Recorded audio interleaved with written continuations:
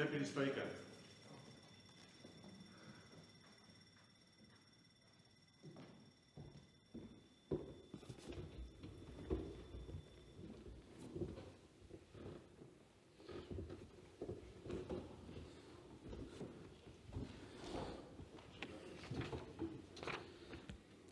Are there any constituency statements by honourable members?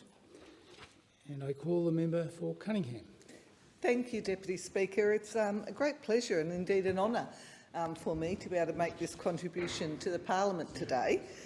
Like so many of my colleagues, I took up the invitation by the group Youth Voice to Parliament to participate in their program, which encouraged young people to write very short essays on where they would like to see Australia in 20 years' time.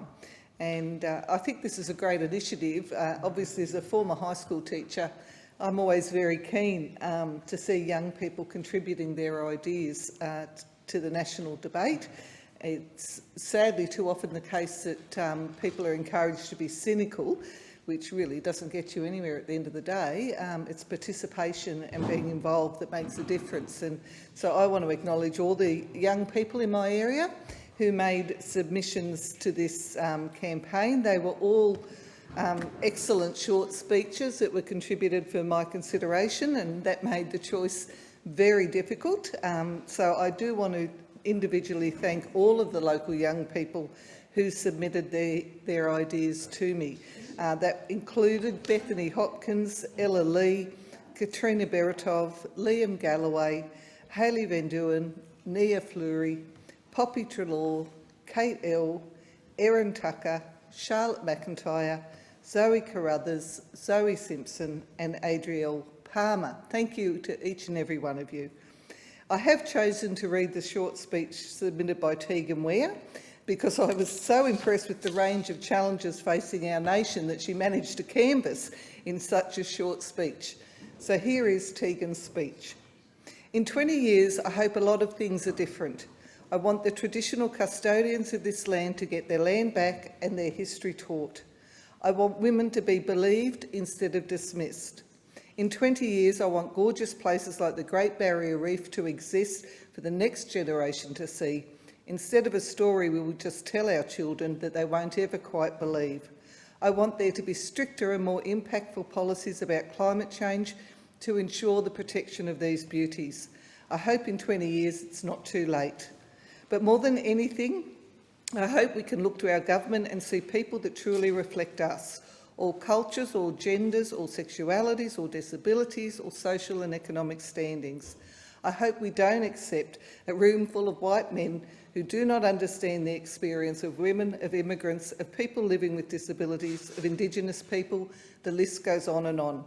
I hope we are above accepting the bare minimum from our governments. I hope a token minority is not the gold standard. I hope in 20 years I won't have to still be asking for these things. So do I. Thank you very much, Tegan. Order, and I call the member for Wentworth. Thank you, Deputy Speaker.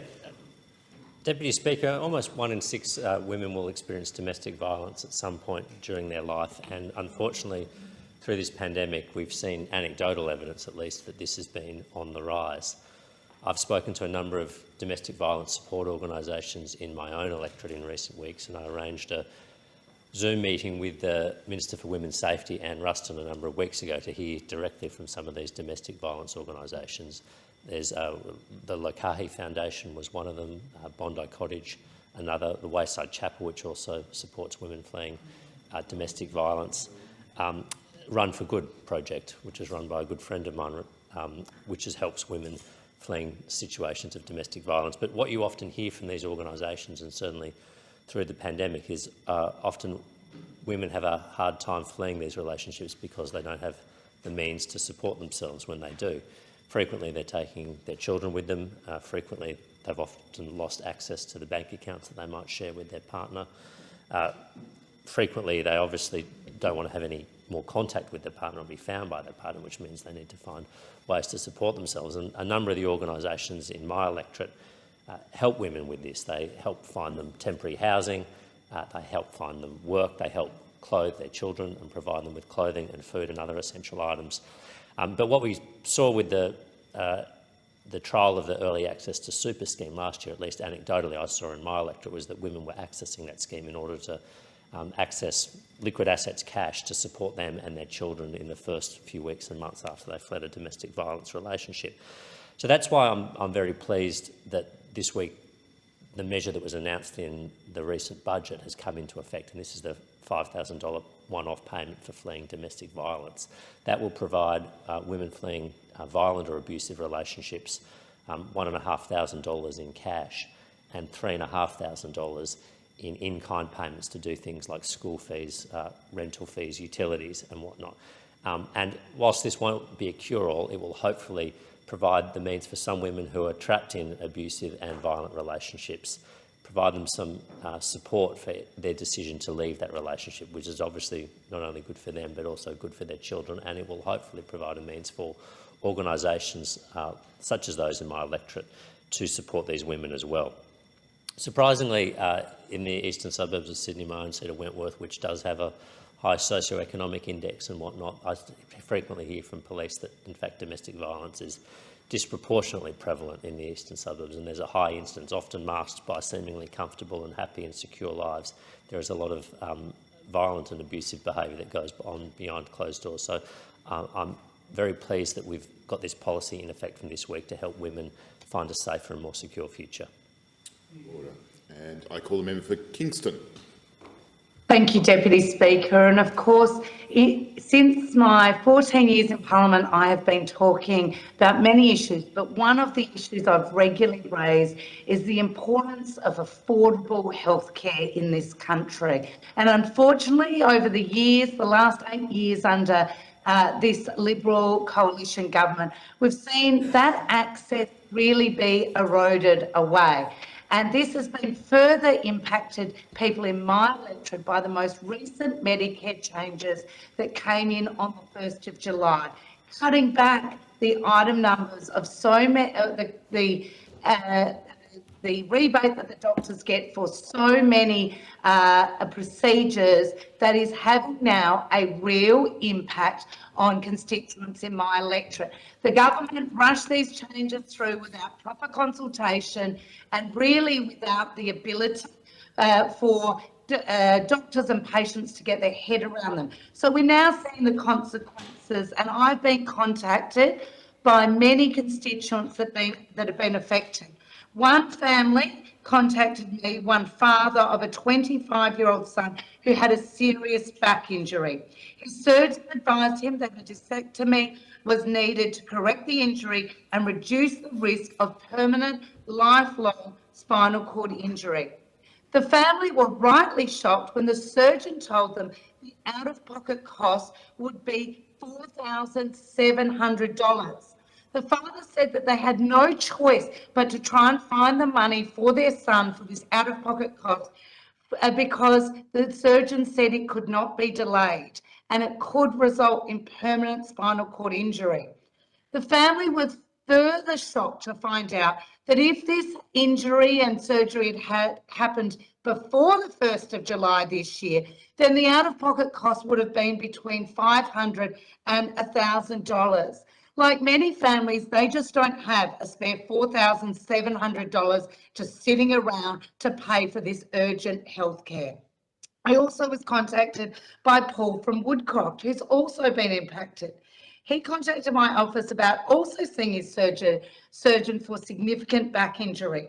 Paul had back surgery before in the past, and his out-of-pocket costs had been for the anaesthetic and it was only cost $500 to $1,000. When Paul saw his surgeon after the 1st of July, he was told he would be out of pocket $6,000 to $8,000 for this essential operation. Healthcare should not break the bank in this country. Getting essential surgery and getting essential healthcare is imperative. I urge the government to revisit this and look at this carefully. Order. And I call the member for Reid. Thanks, Mr Deputy Speaker. Over the past few months in Reid, I've been hosting a number of online community forums. I've held community forums with our Chinese community talking about COVID vaccines. I had local GP Dr. Stephen Zhang and local pharmacist Claudia Nyung, who spoke about the importance of vaccine uptake. I also had the privilege of hosting an online forum with the Human Rights Commissioner for Children and also an online forum for the online forum on mental health, and I was fortunate to have Professor Ian Hickey on to talk about the importance of looking after yourself during lockdown.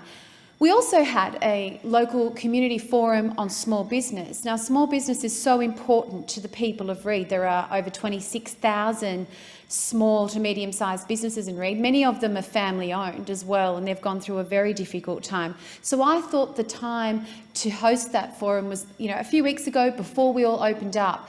And so we were very fortunate to have been joined by the Minister for Employment, Workforce Skills, Small and Family Business, the Honourable Stuart Robert, who outlined the government's pathway to recovery. And we were also joined by Jade Angelopoulos, who is the marketing extraordinaire from a local business, Shibello Coffee, located at Rhodes, and also Paul Zara, the CEO of the Australian Retailers Association, who gave an incredible insight into what lies ahead. And after what has been a really difficult time, this was an opportunity for local constituents, businesses, the chambers of commerce to come together to ask questions and also to instil a sense of optimism about trading in the next couple of months and ideas as well to stimulate buying. And it was a fantastic opportunity, and I was very fortunate to have had so many constituents on the line. And after the harsh lockdowns and unfair curfews in Reid, I think my constituents from Drummoyne through to Rhodes answered the call to, to get involved in community events, whether it meant that they were, getting vaccinated or participating, on online forums talking about mental health or how they can help their families during lockdown, or participate in an online forum on small business. Now, because we've reached 80% double dose in New South Wales, a wonderful milestone for us, we're now opened, and I'm so excited and optimistic about the future of small business in Reid, whether it's the small villages in Homebush, Five Dock or Croydon, or the big supermarket shopping centres like Westfield at Burwood, the Birkenhead Shopping Centre at Drummoyne, or the DFO at Homebush. I'm very excited about the future of small business in Reid. Thank you, Mr Deputy Speaker. Order, and I call the member for Perth. Thank you, Deputy Speaker.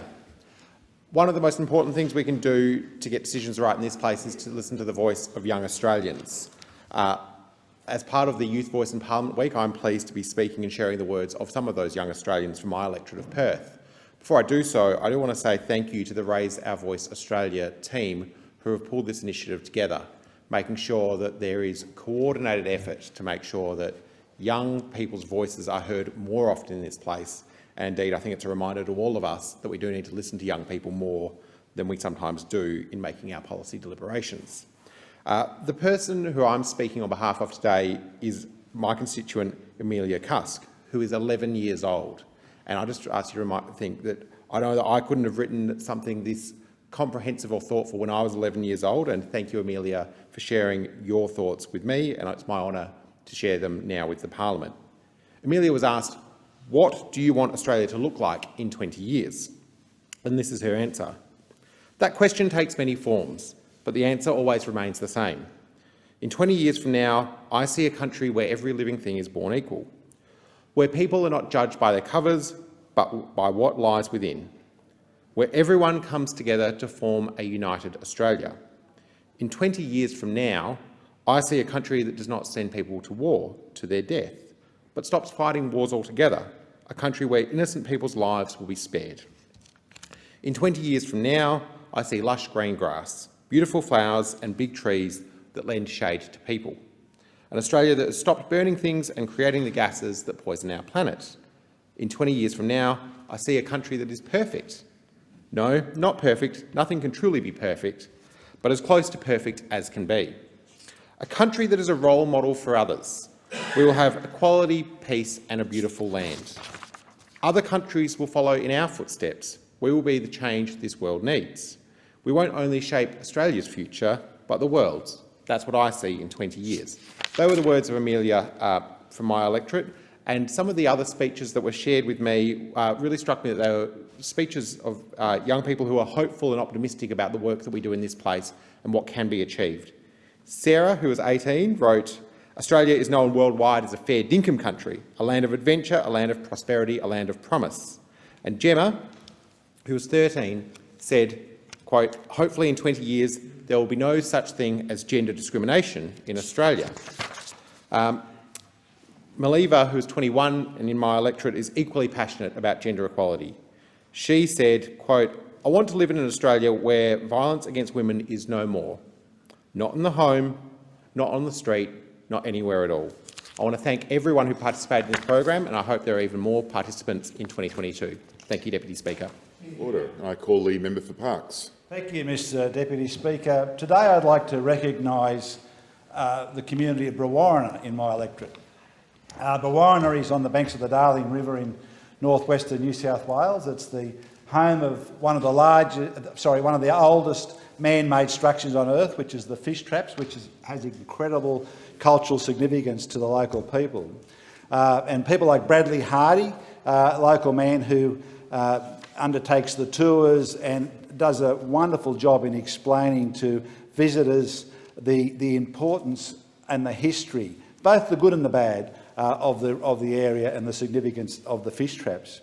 To Brewarrina Shire Council, led by Mayor Philip Ocker O'Connor, they now have a workforce that matches the local population. 80% of the workforce of the Brewarrina Shire are Aboriginal folk, including directors, and they've just been successful in some grants to do major roadworks. And I was at Gadooga in the Brewarrina Shire a few weeks ago to see local people on heavy earth-moving equipment that are building absolutely first-class roads that will help not only their connectivity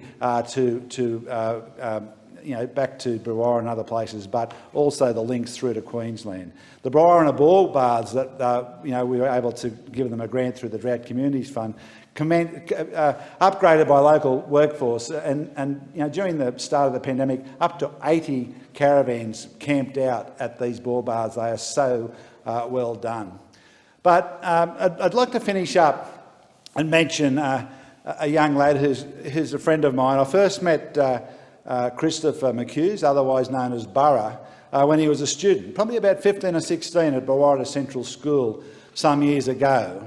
And he's really stepped up in the role of local leadership, and his job is in charge of the team of firefighters under the mitigation unit for the New South Wales Rural Fire Service. But during the pandemic, he led his team to support their local community. They delivered food parcels to the elders while they were there. They helped allay some of their fears about vaccination. They supported the young folk, and as a result, the level of illness in what could be a very vulnerable community was incredibly low up until now in the pandemic. And a big effort from the local community, a big effort from Burra, and the leadership is shown. And sometimes these Western towns get portrayed in the city media as on the disadvantage, but quite often the heart and the soul and the strength and the beauty of these areas don't get mentioned. I just wanted to do that today. Order, and I call the member for Bruce. Thanks, Deputy Speaker. One of the many things that COVID's revealed about our country is the crisis in manufacturing. We discovered, to our horror, shame really, that we couldn't even make basic medical supplies. You're not talking advanced pharmaceuticals, nuclear submarines, you're talking face masks and hand sanitizer. But this didn't just happen overnight. We're in the 9th year of this failing Liberal government, the wasted Morrison decade. Australia now, though, is dead last out of every developed nation in the world. Every OECD nation, we're dead last now in manufacturing self-sufficiency. We only make about 68% of the stuff that we need for our own economy. In terms of total economic output, so the whole of the Australian economy, manufacturing is now only about 6%, yet in the 1970s it was about 30%. Now, I know we've grown other industries, sure, but manufacturing is not just like any other industry. It's the most innovation-intensive sector. It's critical to our national security and prosperity. The jobs in manufacturing overall are high quality. They're usually full-time, usually secure and permanent, and they pay above average wages. They're good jobs. And they anchor hundreds of thousands of other jobs in the broader economy through the supply chains. It's hugely important in my electorate of Bruce, the great Dandenong manufacturing precinct. Yet under the Liberals in South East Melbourne, manufacturing share of our total economy has fallen every year for the last 8 years, now in their 9th year. Now, the government pretend to care. They talk about it when they think it's useful for them, but it's all fake. We saw last year the Prime Minister's record on job creation. He had his centrepiece of his budget. Remember the JobMaker scheme? It was going to make 450,000 jobs, he told us. He ran around the country announcing the 450,000 jobs.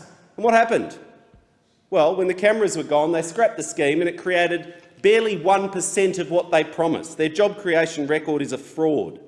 They chased the car industry out of Australia. That's how much they cared about manufacturing, destroying a valuable industry and the supply chain that sat behind it.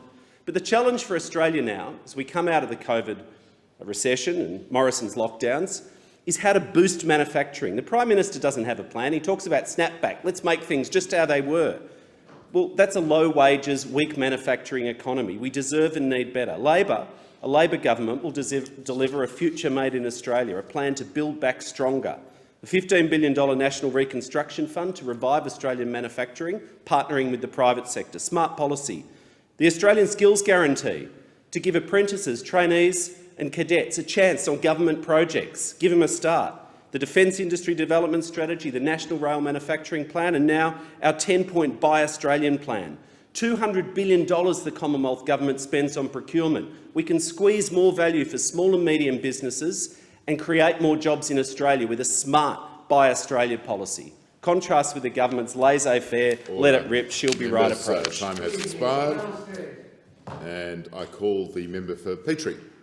Thanks, Mr Deputy Speaker. I just wanted to chat today about the Redcliffe Dolphins. We've had some really exciting news in my federal seat of Petrie, with the Redcliffe Dolphins being announced as the 17th team to enter the National Rugby League. And it makes it the first Queensland club carried on a wave of community support into the NRL.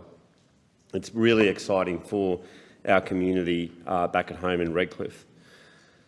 And back in 2015, I took a petition to the people of Petrie asking them to support the federal government to build a new stadium at the Dolphin Sports Precinct in Redcliffe, and they didn't disappoint. And I want to thank all of those people and everyone involved in the community that have made this bid happen, which was announced recently. It's gone on to see world-class facilities built for the rugby league community to be shared also with other sports, and we have the Brisbane Roar playing their A-League games in Redcliffe as well, including women. And I know that the Chief Government Whip is a big supporter of the Brisbane Roar. He's often coming out, and that I guess exemplifies what this new stadium has done for Redcliffe. People like the member here, the Chief Government Whip, come out to games regularly. It's brought tourism to our community.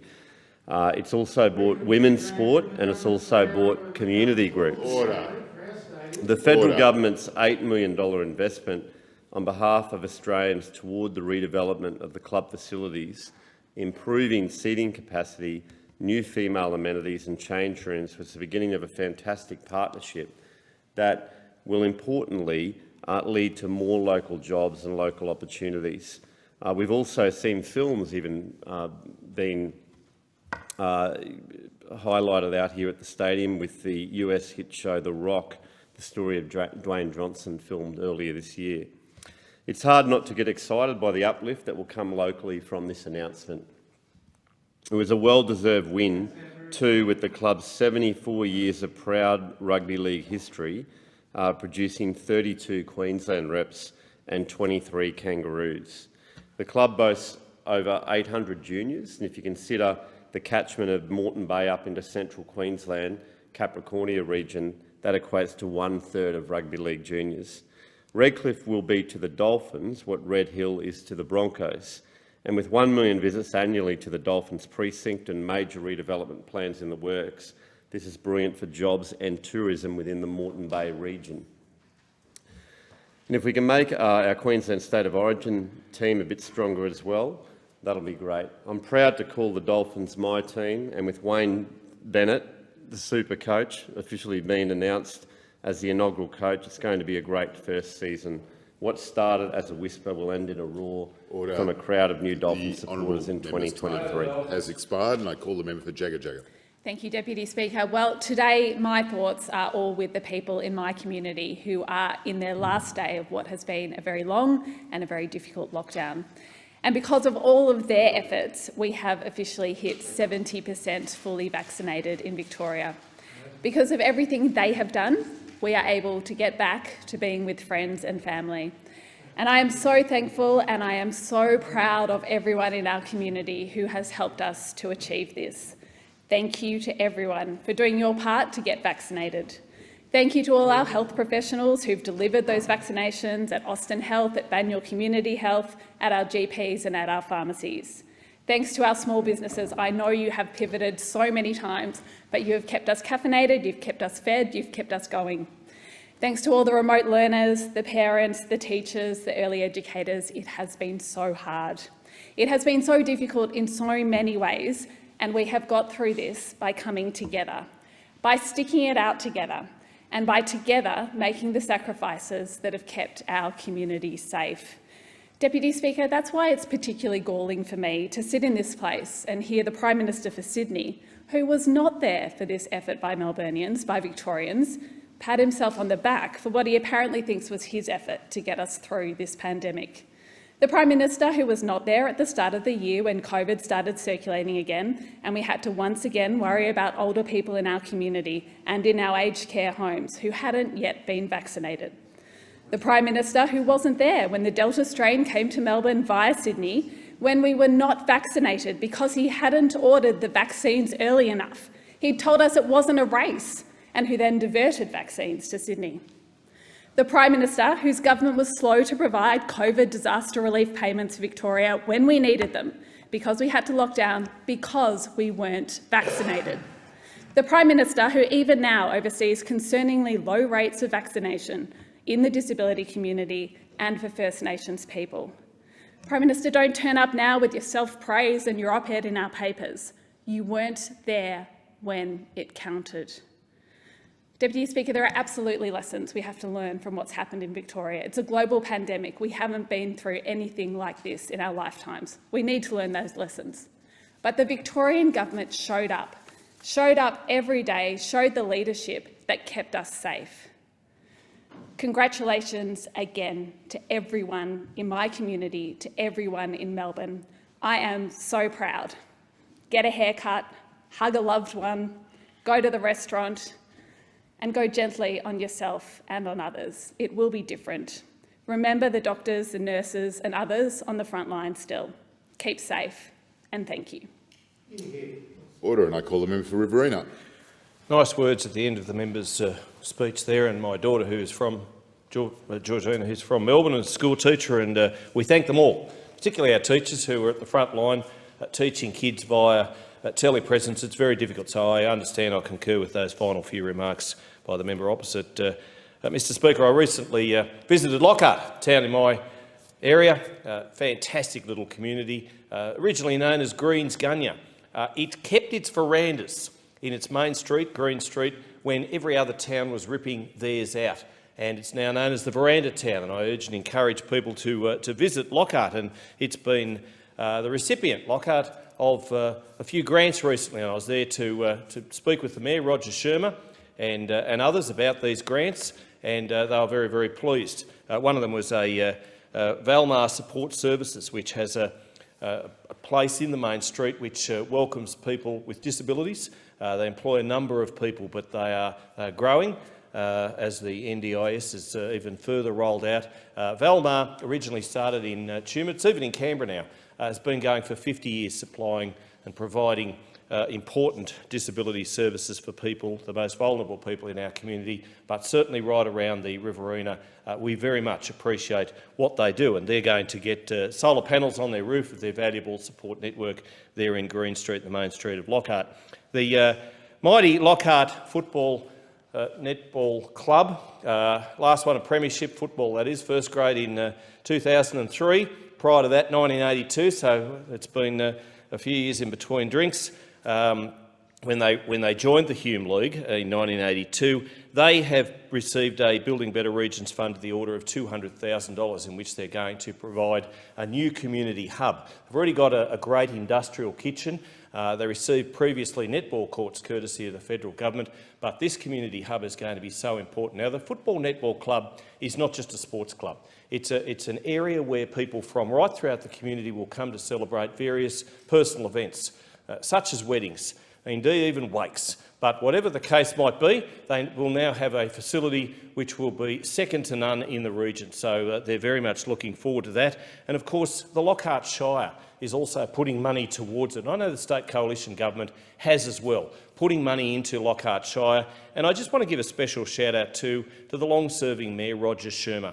He's been a fantastic mayor, and he's retiring at the December 4 elections, and I wish him all the very best in his future endeavours. I know he's still going to be a great community voice, but Lockhart is one of those go-ahead communities, and a go-ahead community which would, but for the regional funding that we've provided, be much the poorer. And I commend the Lockhart Shire for getting in behind its community and for being its best self. Order. And I call the member for Moreton with his award-winning backdrop. Thank you, Deputy Speaker. Deputy Speaker, this COVID-19 pandemic has changed the world. It's changed the way we live and will have a lasting impact on all of us. In particular, the pandemic has highlighted the importance of manufacturing to our nation. It's crucial that Australia eliminate weak supply chain links and nurture domestic production capacity. Before the pandemic, only 5% of PPE used in Australia was made here because we didn't have the manufacturing capacity to meet demand. 95% of personal protective equipment used in Australia was imported, Deputy Speaker. The Queensland Palaszczuk government reacted quickly, mobilising local manufacturing to deliver PPE and COVID-19 related equipment for frontline health and essential workers. Local manufacturing businesses quickly pivoted, stepping up to the challenge, such as Belgatex at Acacia Ridge in my electorate, one of Queensland's only textile manufacturers. They purchased special looms, upskilled their workforce and commenced making special grade fabrics for local PPE production. The lightweight, tight weave fabric was used to make medical scrubs, uniforms, hospital linen, sheeting and privacy screens, reusable face masks and gowns for frontline health workers. Well done, Belgatex. Also, Enteotech at 8 Mile Plains recently launched its 15-minute COVID-19 antigen rapid test platform called Eugenie. This project has created 5 new highly skilled jobs and protected 20 existing jobs. EGR, a 46-year-old car accessories manufacturer at Salisbury, pivoted early last year to produce protective face shields for frontline workers. Their 800 staff were set up to mass produce equipment at the rate of hundreds of thousands a day. Thank you, EGR. I congratulate all manufacturers and local businesses that pivoted when Australia needed them most. Sadly, for some local manufacturers, the Morrison government did not support their initiatives and instead awarded contracts for PPE to offshore companies when that could have been filled by local manufacturing businesses. I know that manufacturing is important. I'm a proud member of the AMWU. Labor knows that manufacturing is important. An Albanese Labor government will rebuild the nation's manufacturing industry with a comprehensive plan to create jobs, boost vital skills, bring industry expertise back on shore and supercharge national productivity. Labor has a plan. We will boost local manufacturing jobs via national rail manufacturing, so more trains are built in Australia by local workers, particularly Queensland. A defence industry development strategy. Also an Australian skills guarantee that puts more apprentices on major Commonwealth projects. These will build on the jobs that will flow from Labor's plans from Australian Centre for Disease Control and a social housing repair program that will keep tradies on the tools. I'm so proud of all the businesses in Moreton that have stepped up for Australia when we needed them most. Let's keep this going and keep investing in Australian manufacturing. Order, and I call the member for Ford. Thank you, Mr Deputy Speaker. And the Queensland Childcare Service has set a new standard of inclusive play environments following the official opening of the newly refurbished outdoor play area at the Hyperdome Early Education Centre in my electorate of Ford.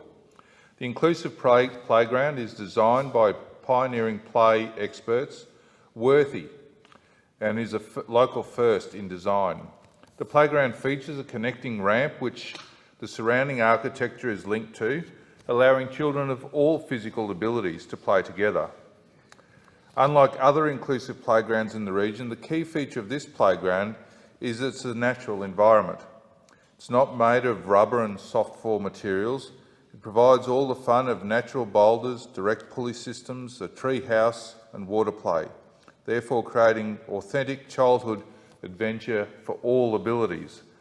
It's estimated that more than 260,000 Queenslanders have a profound or severe disability, with just 3.4% of the Queensland population under the age of 5 have a disability. This rate rises to 10.4% of children aged 5 to 15 years.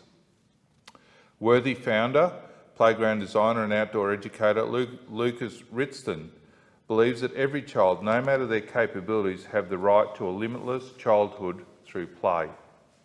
Their design is built to nurture the developmental needs of children, to ignite creativity, curiosity and connectedness, no matter their abilities. The outdoor play relieves anxiety and creates well-being in the children, and Worthy are advocating the right to a healthy, thriving childhood because play has the power to change the world. The Hyperdome Early Learning Centre is proud to offer this in addition to their talented team of educators and resources to nurture the next generation of our community. The early childhood learning experience truly provides our children with the building blocks they need to shape who they are.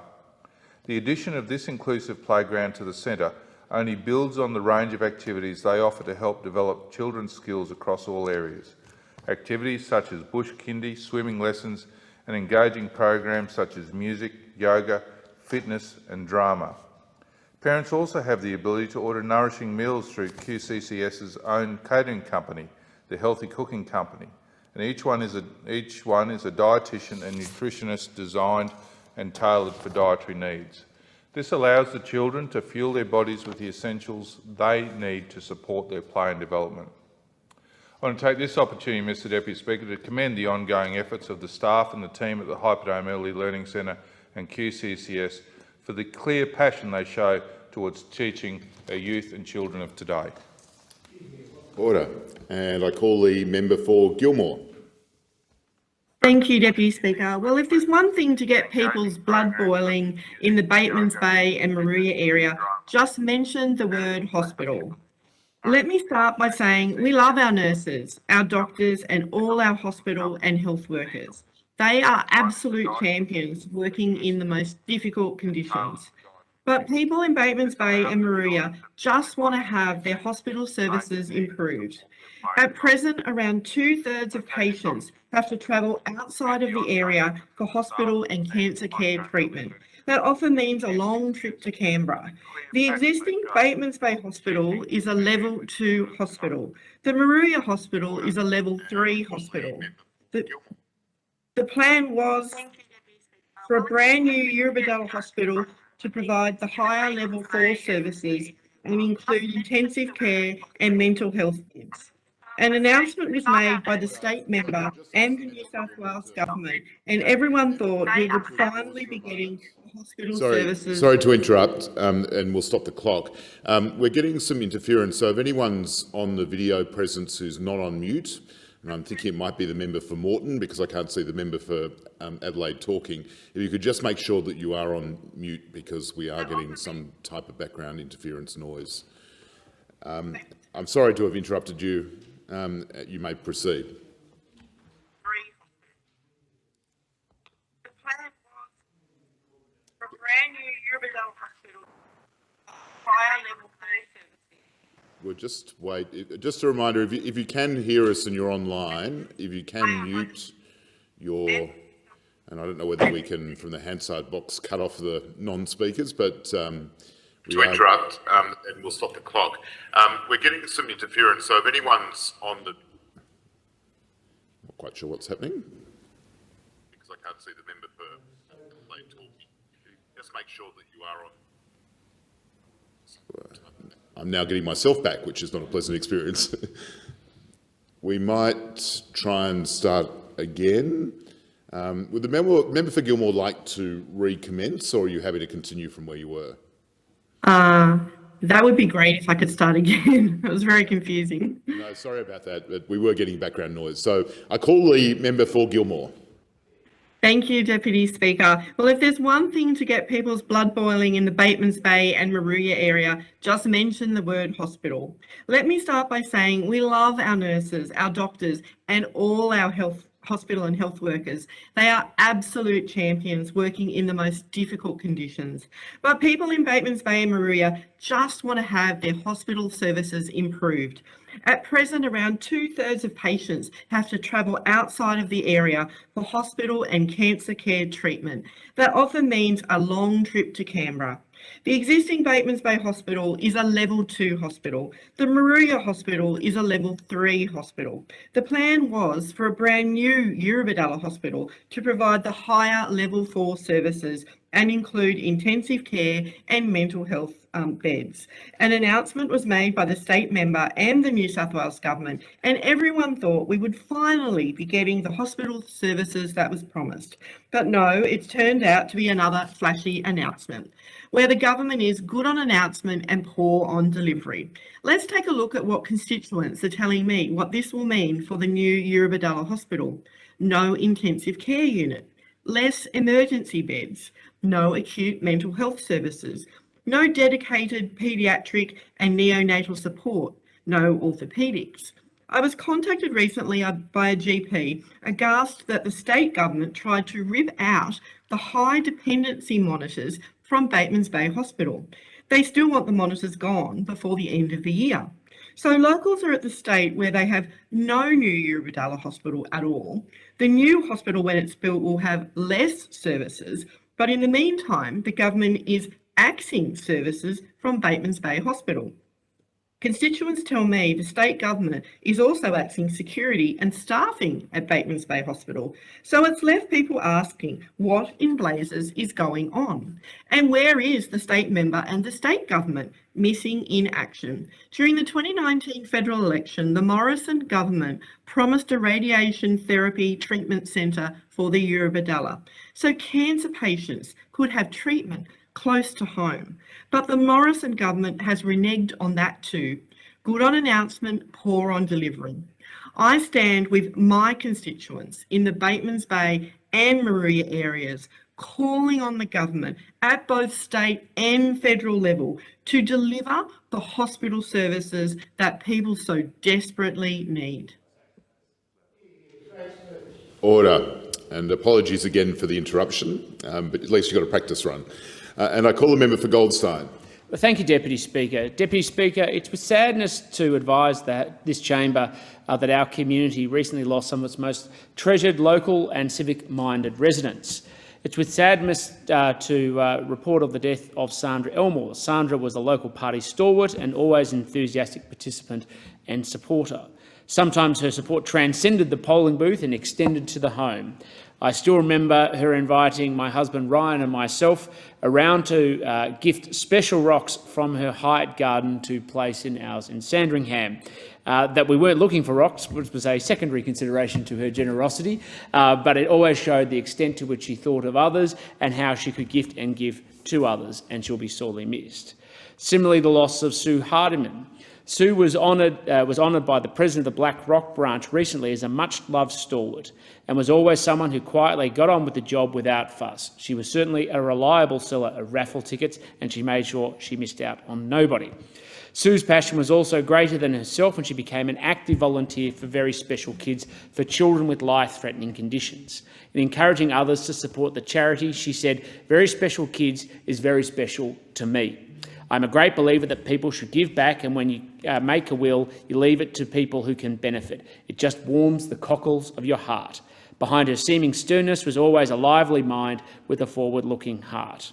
We also honour the very liberally minded Shirley Turrell, who moved to Beaumaris when it was still bushland. She understood the critical importance of community life as the foundation for enjoying it, and that it was anchored around becoming full participants in community clubs like the RSL and schools.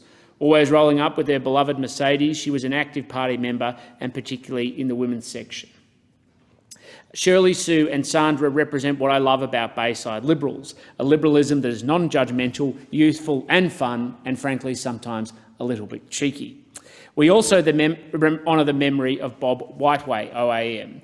Bob was a dedicated geography teacher and energetic environmentalist.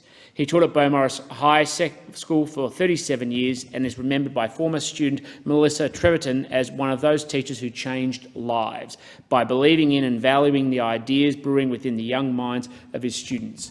Bob's years of advocacy saw Ricketts Point declared as a marine sanctuary by the state government in 2002. He subsequently founded volunteer group Ricketts Point Marine Sanctuary and served as inaugural president to steward the new marine sanctuary. He was recognised as Bayside Citizen of the Year in 2003 for his environmental leadership. The last time I saw Bob was when he was handing out how to vote cards at a polling station, and I won't mention for which candidate, but I also saw him regularly at Beaumaris secondary school events. To all the families and friends that have lost Sandra, Sue, Shirley and Bob, we extend our heartfelt condolences and wish them the best with their loss. Order. And I call the member for Adelaide. Thank you, Deputy Speaker. Deputy Speaker, I have a wonderful Afghan community in my electorate. In fact, I have one of the largest populations of Afghans in South Australia, in the electorate of Adelaide. It's a very close-knit community, and it's been rocked these past few months by the unfolding crisis that's taking place in Kabul and in Afghanistan, and the extreme worry that they all have for their family, relatives, family members. And so the wider Adelaide community, and indeed all of Australia and all of us are concerned and have rallied behind the Afghan community these last couple of months. Deputy Speaker, we saw that during the fundraiser earlier in Adelaide, which we had early September, which was basically organised by Dakani Ayubi, who runs the Pawana restaurant, to raise funds to assist some of these people. And it was a very successful fundraiser. The demand for attending this particular fundraiser was so great it had to be extended over 2 nights. So overwhelming feeling that we all stand behind the Afghan community in South Australia. And we've tried to help many of them in my electorate office. We've been inundated by requests for relatives who are in danger. We've managed to help some through the Minister's office, and I must say the Minister's office has been magnificent on this in assisting us. But there's so many desperate to get their relatives and loved ones out of a country that is so much in crisis, Deputy Speaker. We're doing all we can do to push the government to process urgent family reunion applications for relatives who are particularly at risk. The humanitarian crisis in Afghanistan is devastating at many levels, in particular the current and future welfare of women and girls of Afghanistan who now face the prospect of a cruel, brutal regime. Deputy Speaker, Dakani Ayubi and the Australian Local Government Women's Association of South Australia have approached me with a sense of helplessness. They're doing all that they can.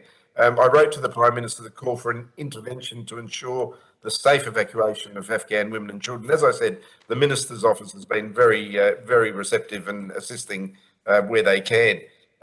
Deputy Speaker, according to the UN Refugee Agency, 80% of the thousands of people fleeing to safety are women and children. So today, in these uncertain terms, we must do more. Australians are a compassionate and understanding nation. There is no time for politics in this situation on tough borders. This is a time to help, and we should open our arms up to people fleeing Afghanistan, people that helped Australians during the war over there. And Deputy Speaker, I've got to say, Australians know when they need to step up. We've done it in the past with the Syrian refugee crisis. We've done it in the past with many other things. So I'm calling on the ministers and Prime Minister to do everything they can to assist the people of Afghanistan, because we have no time to waste. Order. And I call the member for Chisholm. Thank you, Mr. Deputy Speaker. I was walking in my electorate of Chisholm the other day, an electorate lucky enough to have 2 world-class universities, Monash Uni and Deakin Uni.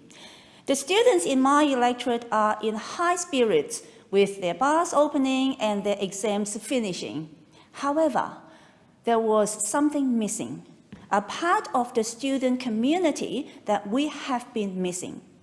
We are missing the international students that are such a vital part of our university community. International students improve the uni experience for our students. It gives Australian students an opportunity to work with, learn with, and interact with people from all around the world. We know the international student community contributes so much to the education sector, and we also know they do more than that. It is international students that keep the cafes, bars, and restaurants and student accommodations around universities alive, not only by supporting the hospitality industry, but very often making up their staff as well. Most international students have made the difficult decision to leave their friends and family to come alone studying here in Australia. I know it can be tough because I was one of those who came as an international student. These students have put their faith in our country and our government, and we must support them. The Liberal Morrison government is working very hard to get international students back here safely and orderly as soon as possible. I would especially like to thank the Federal Education Minister, Alan Tudge, for leading this important work. Minister Tudge has been working tirelessly to put the building blocks in place to ensure a smooth return for our international students. Our government is paving the way for these students to come from countries which may have different kinds of vaccines. Through very careful research and investigation, we are recognizing vaccines such as Sinovac and Covishield, which have received a TGA approval. So, to international students and the communities that rely on them, I want to assure you that I am fighting each and every day to make sure that you can return studying back in Australia as soon as possible. Order, and I call the member for Fowler. Thank you, Deputy Speaker. Over the past few months, the situation at Kabul and across Afghanistan has been rapidly deteriorating. While the Taliban promised stability and security, what we've seen is the dismantling of our efforts over a 20-year fight against terrorism, our support for freedom, democracy, and a better future for all Afghanis, particularly women and children. Our priority must be to ensure the safe departure of visa holders and the resettlement of those Afghans who have supported Australian and Allied forces' efforts in the conflict. This is not only a moral obligation, but a legal obligation in terms of adhering to the various human rights commitments that we have at international law. Now, following the resurgence of the Taliban, I was contacted by Brad Parker, the CEO of Maidstone Construction, on behalf of a constituent regarding the Salahi family, whose father and brother provided support to the Allied forces throughout the Afghan conflict. The situation was so grave for this family following a formal directive from the Taliban ordering their deaths of not only these two men but their families. Fortunately, the family was granted a humanitarian 449 visa and has now safely arrived in Australia. This would not have been possible without the efforts of Minister Alex Hawke and his staff, particularly I'd mention Ross McDonald and Grace Lee in my office. As a matter of urgency, we all convened in Parliament House 11 p.m. one night to help secure the visas for this family. And I also acknowledge the ongoing efforts from the Minister's office arranging flights to Australia for this family. As it turned out, this was particularly challenging given the issues at Kabul airport, as well as the fact that this family was caught in the middle of the ISIS bombing that occurred. Luckily, the Salahi family were able to cross the border into Pakistan and flew to Australia on a military flight from Islamabad.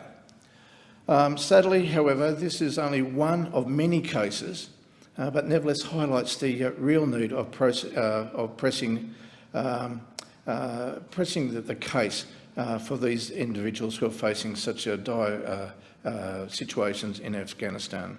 Now, while we welcome the government's announcement of 3,000 extra places for the Afghan settlement, we can do more and we must do more.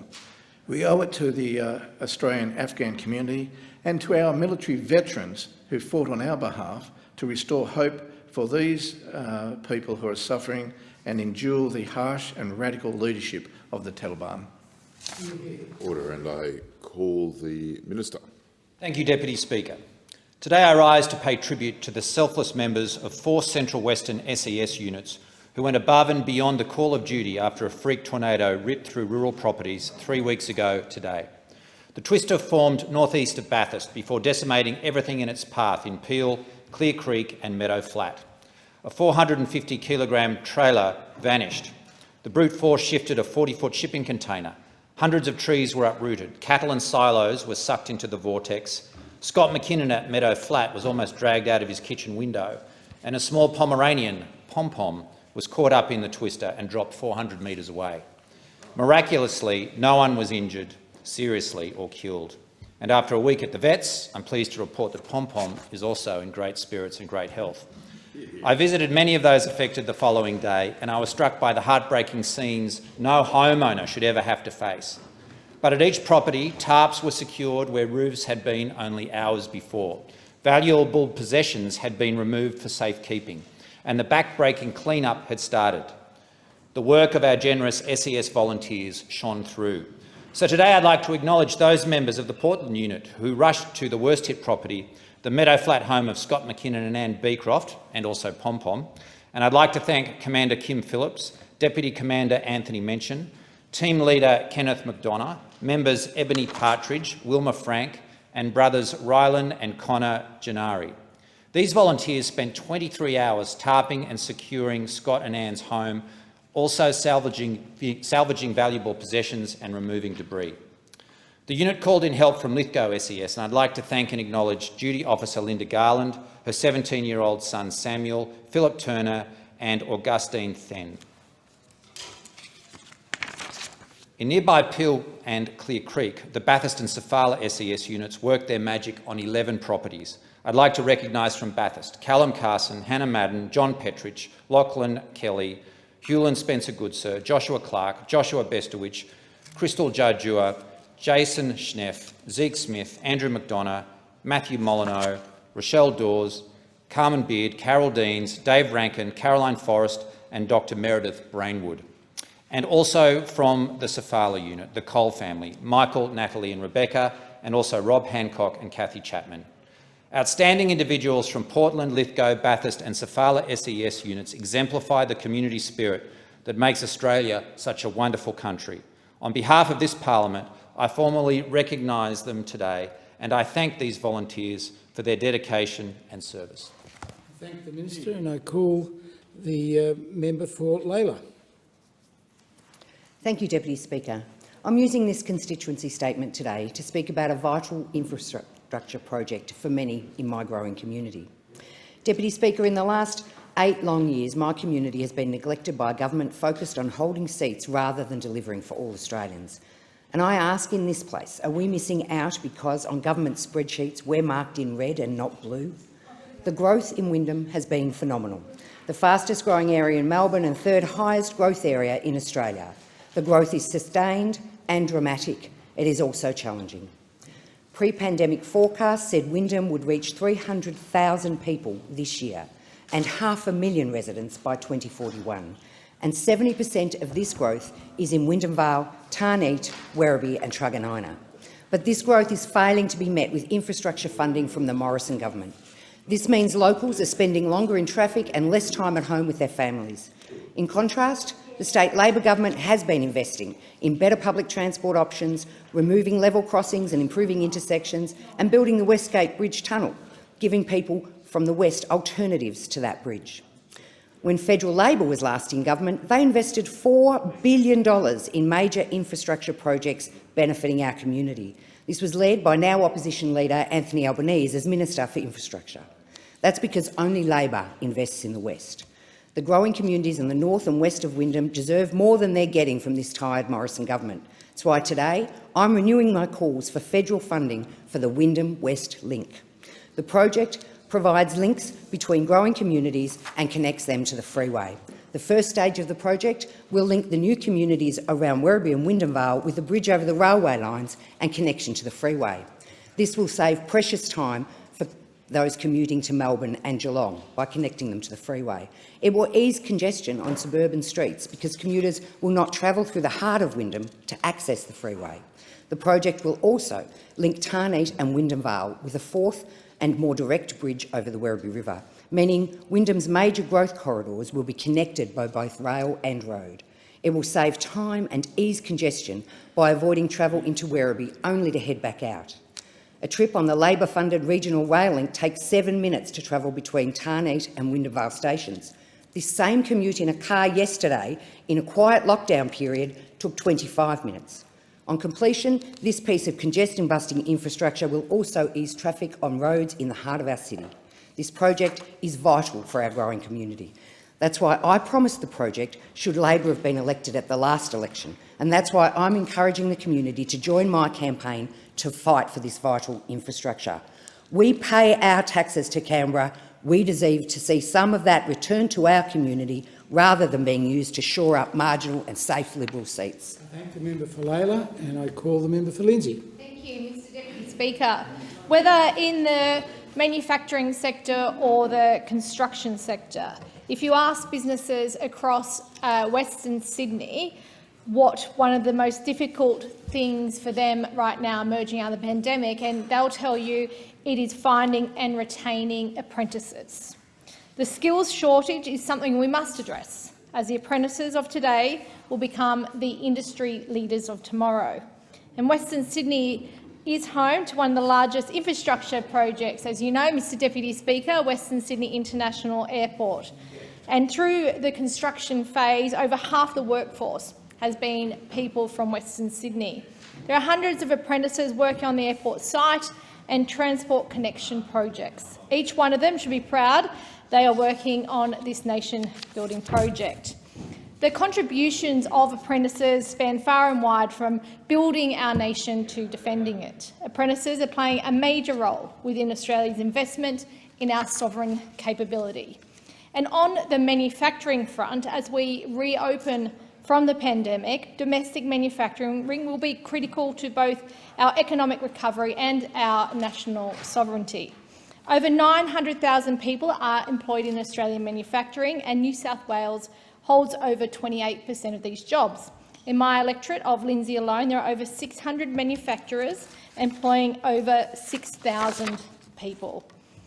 In an unassuming factory in St Mary's, the apprentices of Baker and Provan are working on state-of-the-art defence assets, from Navy vessels to Army vehicles. Baker and Provan have trained over 70 apprentices. They see them as the future of their business. There is no greater responsibility than keeping Australians safe and secure, and our apprentices are an integral part of maintaining Australia's national security through these capabilities. Across Western Sydney, businesses are eager for apprentices to contribute to the projects that build and defend our nation. And as we move into an era of modern and advanced manufacturing, our region is poised to be at the forefront of emerging industries. Agribusiness, space, medicine, advanced manufacturing and more. These are the industries that used to be considered the jobs of the future, but they are very fast becoming the jobs of tomorrow. There will be jobs in artificial intelligence, biotechnology, quantum computing, robotics and automation. To generate and sustain these emerging industries, we must fuel them with a skilled workforce. We will continue to back more young Australians into these exciting careers, but right now, more than ever, we need more apprentices. Thank the member for Lindsay. In accordance with Standing Order 193, the time for members' constituency statements has concluded, and I call the member for Fisher. Mr Deputy Speaker, I move that the Federation Chamber do now adjourn. Is the motion seconded? I second the motion. The question is that the motion be agreed to. All those of that opinion say... Sorry? Okay, sorry. I call the member for Bendigo. Thank you, Deputy Speaker. Well, here we are at the end of the sitting week, and I have this morning and again tomorrow morning we'll be doing a round of media encouraging people back home in Bendigo and Central Victoria to be kind to one another and be patient this weekend. We've all looked forward to the reopening in Victoria, and in regional Victoria we've had a little bit of a taste of what it looks like. We have been out of lockdown for a few weeks now, and with that has come the coronavirus. We have had a few cases, which we haven't seen for quite some time. That has caused a number of people to be infected and a number of businesses to be closed. And I did want to give a shout out to those businesses and those workers currently in isolation and say thank you. Thank you for doing the right thing in being in isolation. Thank you for getting tested. Thank you for closing your doors to keep the rest of us safe. Whilst we have very high vaccination rates in Bendigo, we are first dose above 95%, there are some in our community who can't get vaccinated. They could be children under 12, and as a mother of 2 under 2, I am a bit nervous about what the next few months mean for our children who at the moment are not eligible to get vaccinated. There's also to the people in our community who, for health reasons, cannot get vaccinated. Bendigo Health, local GPs tell me that's about 1%. Then we have a group of people who are just, for whatever reason, just not really engaged. Then we have our people who are our anti-vaxxers, people who've chosen not to get vaccinated, and that businesses and schools and organisations tell me that's about 2% of volunteers, 2% of workers. So it's a very small minority of people who've chosen not to get vaccinated, but they are vocal. But what I would say to all the businesses that are opening this weekend, all our retail businesses, all our hospitality venues that are reopening for the first time, or that are increasing their capacity. If you do get angry people, they are a very, very, very small minority.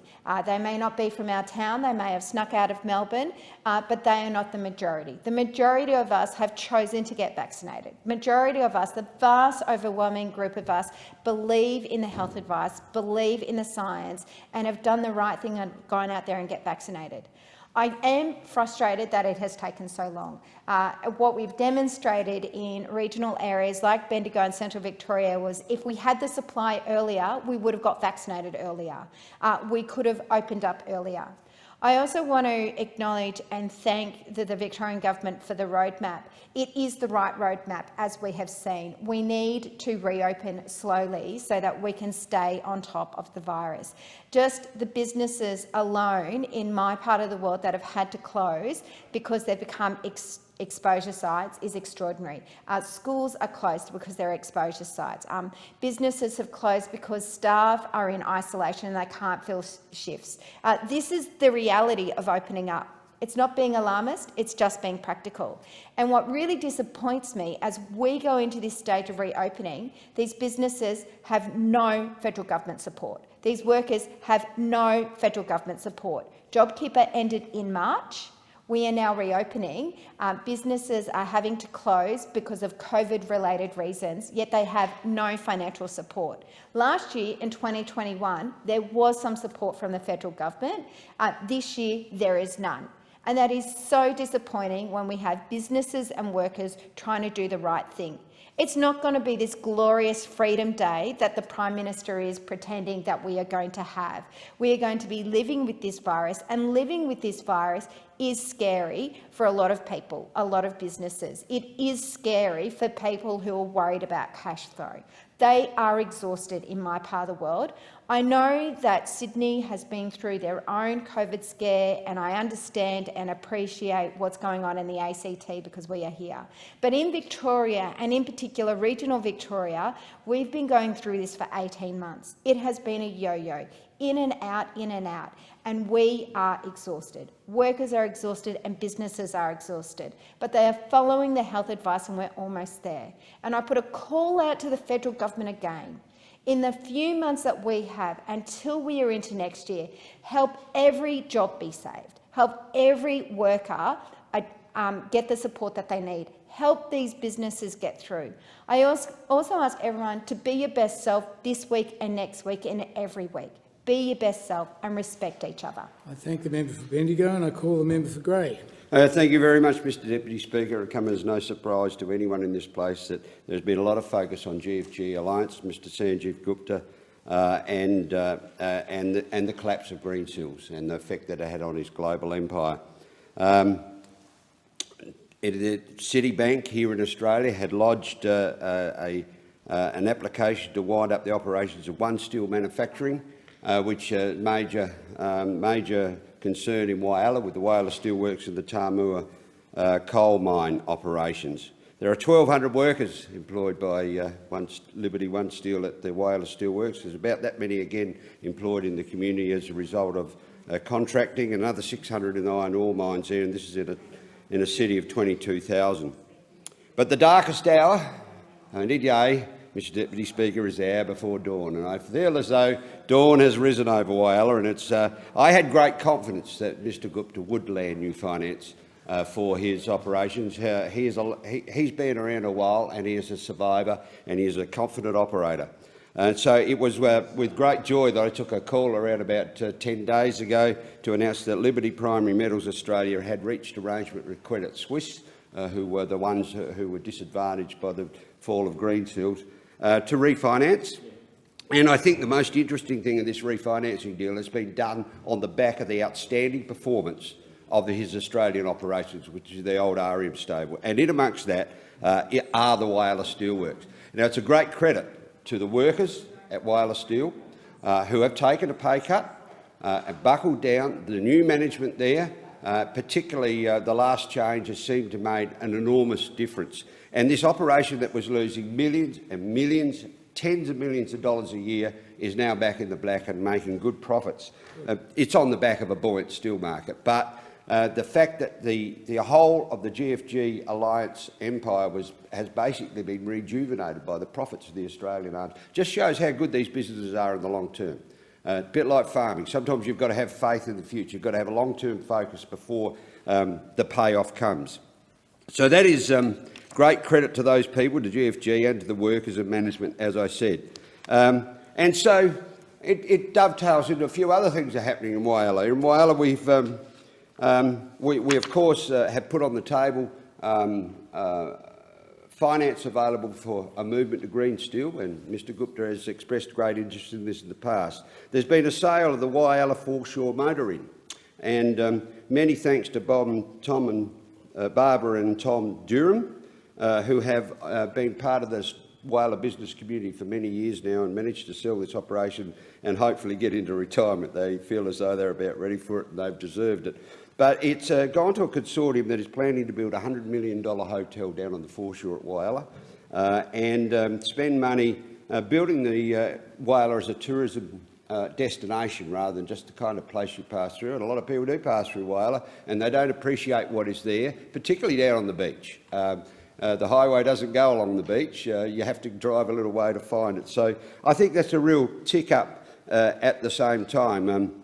There is, of course, we have announced as a federal government that Eyre Peninsula is to be designated one of the hydrogen hubs in Australia. And the state government has already named Whyalla as its prime site of interest. And there is commercial interest in developing that operations there. There are solar farms being built, solar and wind farm in the facility, and there was a large wind farm I guess, planning and financing that my understanding is that GFG Alliance has sold it to another operator. They will complete that operation now. We've seen Clean Seas, kingfish farmers come back to Whyalla where they'd been some years previously. The industry faced some problems here some time ago, but they've got on top of it now. They're now producing 3,000 tonne a year of kingfish, and it's going into Europe and other places. They've got fantastic marketing, and the demand is knocking down their door. Now, to put that in perspective, the Australian tuna quota is somewhat a little north of 6,000 tonnes. So it's basically half the size now of the tuna quota. So, and they were recipients of some assistance from the federal government with the regional jobs and investment package. That took a little while to land the actual deal, but it's so good to see that go ahead. The Whyalla Council has announced a whole new redevelopment of the foreshore area. They built a new jetty there that people are coming to see in droves. I think there's a lot of positives. A town like Whyalla can be a bit of a roller coaster, but I reckon we're over the top, we're going down the hill. Great. Thank you, the member for Grey, and I call the member for Fisher. Thanks. Thank you, Mr Deputy Speaker. On Sunday just gone, more than 4,500 residents in my electorate of Fisher and the broader Sunshine Coast gathered for a protest rally along the route of Sunshine Coast Council's proposed mass rapid transit project. Led by dedicated local campaign groups, the Mass Transit Action Group and Beach Matters, they held signs that said, "No light rail. Tell the council now, and don't make us the Gold Coast." I couldn't agree with those thousands of community-minded residents more. I want to thank Tracy Goodwin McDonald and Rachel Birmingham for their roles in mounting this important protest, and my own state LNP colleagues Fiona Simpson and Jared Blake. I was very disappointed not to be there myself. Unfortunately, I was on a plane coming down to Canberra to represent the residents of Fisher, so I simply could not be there at that rally. Unfortunately, Sunshine Coast Council yesterday voted to send the mass transit plan to state government, and with one of those versions, one of those options was light rail. Now, light rail received it was the least preferred option from my community, and my community were pressing the Sunshine Coast Council to remove light rail from those 5 options to be sent to state government. But they didn't do it. They did, to give them some credit. Councillor Winston Johnson moved an amendment to state that light rail was the least preferred option by the Sunshine Coast community, and I thank him for doing that. But it remains a blight on Sunshine Coast Council that they did not, in the first instance, when they were doing their consultation, put to the community as one of the options the Camcos Corridor heavy rail link from Biwa to Maroochydore. Every person I speak to on the Sunshine Coast wants to see a heavy rail spur line put in from Biwa to Maroochydore up the Camcos Corridor. Every person I speak to. But for some unbelievably unknown reason, Council did not put that as an option in their consultation paper. And people of the Sunshine Coast are very angry. This consultation that the council went out to the community, everybody I've spoken to that went to these community meetings said that council officers just pushed light rail onto them. And council, Mayor Jamieson, the Sunshine Coast community is absolutely ropeable, that they are fearful that you are going to push light rail onto the Sunshine Coast community and destroy our quality of life that we have. Destroy what we have that thousands of people want to move to the Sunshine Coast to enjoy, and you want to put a light rail system along Nicklin Way and Alexandra Parade. Mayor, you may have your sights set on other things, namely the Olympics Committee, but let me tell you, if you are still mayor at the next council election, as many of your councillors will be, if you continue to push light rail on the community, if you fail to listen to the will and the desires of your constituents, they will speak very, very strongly at the next council election. So, councillors and the mayor, listen to what your community is saying. Now, I'll be the first person to say that we are not just simply, as elected representatives, the mouthpiece of our electorate. Ultimately, sometimes we have to make decisions that our communities don't want, but on this particular issue, your community is screaming out to you. They do not want light rail. Please listen to them. I thank the member for Fisher. There being no further speakers. Sorry, apologies. Chair, on indulgence, I believe the government speaker is on their way, so if we can somehow just delay. Seeking extension of time. Yes. I'm happy to grant you, to grant you an extension. Yeah. Thank you, Mr Deputy Speaker. Light rail has been an issue which has been something that the Sunshine Coast community has been grappling with for some time. Since I was a girl. Since the member for Bendigo was a girl, which was not that long ago. Absolutely. And the Camcos corridor heavy rail option, which I am absolutely pushing for in this place amongst my colleagues. We have a similar issue in my electorate. The federal government funded 3 feasibility studies for heavy rail. One went to Melbourne, one went to New South Wales, and one came to Queensland. And we were very fortunate to get that funding for a heavy rail or fast rail feasibility study. I am constantly hounding the Treasurer and the Prime Minister to give us funding for that project. Now, public transport is the sole responsibility of the state government. So the state government needs to work with us, particularly as we lead into the 2032 Olympic Games. Our time on the Sunshine Coast is now, but in order for us to host many of these great events for the 2032 Games, we need to have a much better public transport system. So I'm appealing to the Prime Minister, to the Treasurer.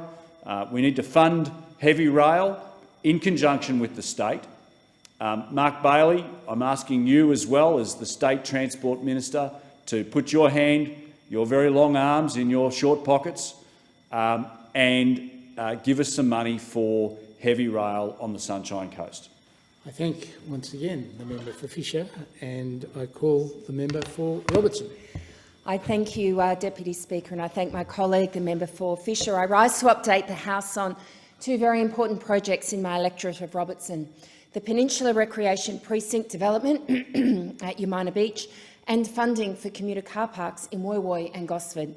A number of local Labor representatives have been spreading a whole lot of misinformation in our community recently, and I want to set the record straight. After all, political point scoring by the opposition delivers nothing for the community. It just delivers points to the opposition. Deputy Speaker, I'm committed to an even better future for local residents and to make the Central Coast an even better place to live and work, not to advance personal political interests or personal attacks. And I think that locals expect more of their representatives. Sorry, order. Division required. Does the member want to return after the division? Yes. I therefore move the Federation Sorry. Okay.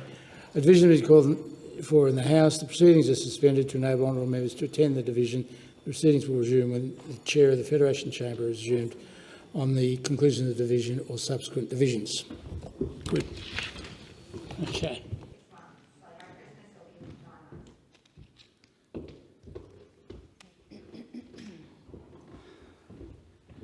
So, I call the member for Robertson in continuation. Thank you, Deputy Speaker. I think that locals expect more of their local representatives than name-calling, misinformation and downright misleading commentary on projects that have taken time to get right so that they do meet the needs of our region. The Morrison government is absolutely committed to seeing the $8.25 million upgrade of the Peninsula Recreation Precinct become a reality. I've had a number of meetings with Central Coast Council, including when it was dominated by Labor councillors, and since then it has come under administration. I've met with the Deputy Prime Minister's Office and the Department of Infrastructure to seek to reach a funding agreement that will deliver what the Umina Beach community needs.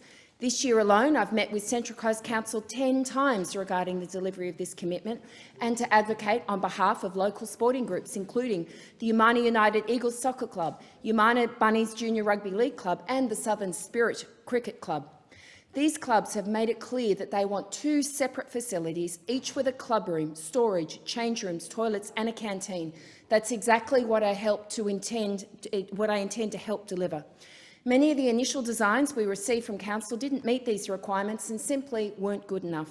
I've also been advised that the Central Coast Council's project manager for this development has actually changed a number of times, causing further delays in getting an agreement signed. This is one of the many results of Council's economic challenges that have been well known and are published well known in our community. They've resulted in an inability to be able to deliver local infrastructure projects like these. After numerous changes to the scope of this development, we're now at a stage of getting what our community wants and deserves.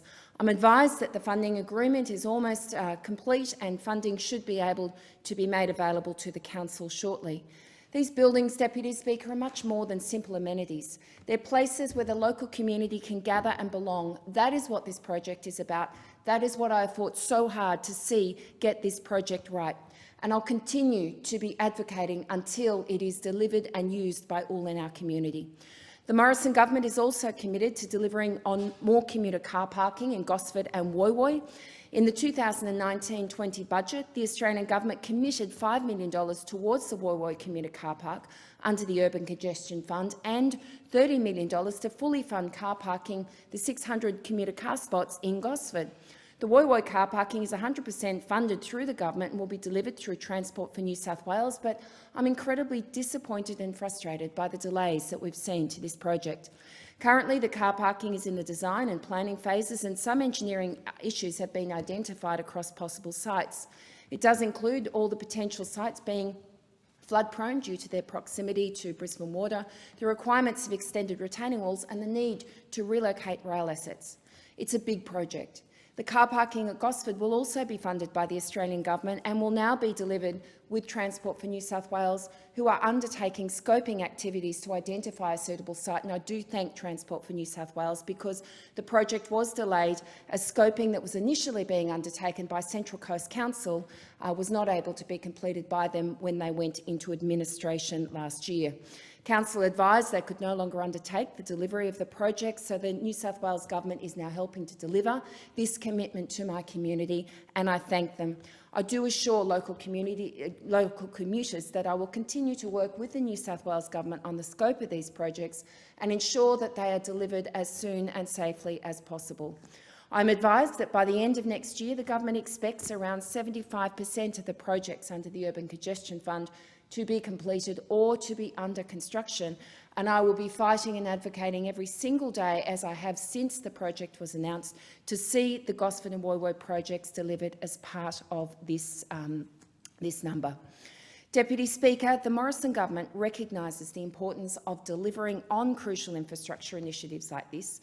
This car parking for our hard-working commuters here on the Central Coast not only means that commuters can get home sooner and safer and perhaps leave home a little later to be able to get to the station, it means that they can spend more time with the people that they care about, less time stressing about whether they're going to be able to get a car park, whether it's going to be suitable walking distance to the station, whether they're going to miss their train or have to wait for the next one. In a commuter's belt like the Central Coast, car parking is incredibly important. In an area like the Peninsula, where we have so many young families who play sport and soccer and all the other sports that are available down at the Peninsula Recreation Precinct, the need for the skate park upgrade, these infrastructure projects are really important, and I will advocate every day until they are delivered. Thank the member for Robertson, and I call the member for Shortland. Thank you, Mr Deputy Speaker, and it's good to provide a House with an update on what's been happening in Shortland over the last few months, probably the most trying few months many of us have lived through. Although it's fantastic that we're making real progress with vaccinations, I do want to draw to the attention of the House the experience of one of my younger constituents as a direct result of the policy failures from both the Commonwealth and state governments. The regional vaccination hub for the Hunter region is a few blocks from my electorate office in Belmont. It's been an integral part of the rollout, and I thank all the workers at the hub for their tireless efforts. I've received my jabs at the hub, and all the feedback I've received is very positive from constituents. However, at the height of the Sydney lockdown, the New South Wales government diverted 5,500 Pfizer doses from the Belmont hub to Greater Sydney. The government stole my region's vaccines because of their incompetence in not locking down Sydney soon enough. No one in my area begrudged HSC students in Sydney having access to vaccines, but the key point is because the Morrison government failed to do their job on getting enough vaccine doses, the New South Wales government felt they were forced to make a decision to steal vaccines from my region to divert them to Sydney. And this had a huge impact on my constituents. For example, Lauren is 18 and is about to start her HSC exams. She had her appointment at the Belmont hub cancelled because the doses were sent to Sydney. Because of the Delta outbreak and her imminent exams, Lauren elected, like many of her cohort, to proceed with getting vaccinated as soon as possible and had AstraZeneca. Her vaccination experience was made worse when she went to get her second dose, as she was accidentally given Pfizer. The diversion of the Hunters vaccines to Sydney and its impact on my community, as well as this shocking mix-up with her vaccines, should not have happened at all. But because of the Morrison government's clear failure to plan last year for the vaccine rollout, my constituents have been living through months of chaos. Another constituent emailed me about his daughter's experiences. He writes, "My daughter was booked in at Belmont for the vaccination and was advised that her vaccination had been cancelled and given to high school students in Sydney at a private school. Her original appointment was the day after the vaccines were sent to Sydney. The government's decision," and I continue, "to give the vaccine to the wealthier Liberal Party seats is a disgrace and un-Australian and something that should be exposed and not forgotten." Unquote. Remember the Prime Minister's "it's not a race" joke. Well, the vaccination rollout is a race, Prime Minister, and because you and your government have spectacularly failed to organise the most basic things, such as securing enough vaccines for our population, vulnerable Australians, in the case of Lauren, a HSC student under immense pressure already, have suffered. The vaccine rollout has been labelled as the greatest policy disaster since World War II, and I and many of my constituents agree. Mr Deputy Speaker, I want to use the remainder of my time to pay tribute to a comrade from Shortland who has recently passed away. Paul Daly was a true believer in every sense of the word. A life member of the Labor Party, Paul won the ultimate accolade from the former member for Shortland, Jill Hall, who described him as one of the hardest working party workers and volunteers she had ever come across. Paul helped Jill in many elections, and I'm proud and humbled that he campaigned for me in 2016 and 2019. Given his Irish background, he was a committed Republican and worked tirelessly on the Yes campaign for the 1999 referendum. Unfortunately, we didn't achieve this important step in our progress as a nation then, but his passion for an Australian republic, especially with an Australian as a head of state, not a foreign monarch, lives on in all of us in the Labor Party. Paul is survived by his beautiful wife Carmel and his children and grandchildren. Carmel has asked that I especially acknowledge Whitten Gardens at Redhead for the care they provided to Paul in the final part of his life. My sincere condolences go to Carmel and all his family on the passing of a true gentleman and a true servant of the Australian Labor Party. Rest in peace, Paul. I thank the member for Shortland. There being no further speakers, the question is that the motion be agreed to. All those of that opinion say aye. All those opposed say no. I think the ayes have it. The Federation Chamber now stands adjourned until 10:30 a.m. on Monday, the 25th of October.